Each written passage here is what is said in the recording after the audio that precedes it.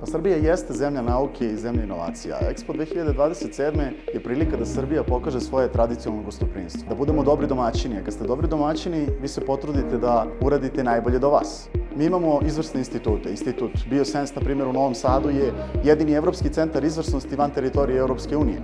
Oni pomoću satelitskih snimaka u svakom trenutku znaju koliki je naš prinos u kukuruzu, u pšenici i pomažu našim poljoprivrednicima i našem ministarstvu da agrarnu politiku organizuju. Imamo Institut za veštačku inteligenciju i prvi smo u regionu jugoistočne Evrope koji su osnovali specijalizovan Institut za veštačku inteligenciju i na taj način sada rade sa zdravstvenim sektorom na analizi snimaka mamografa kako bi upravo naši lekari i doktori mogli brže da dijagnostifikuju oboljenja naših građana.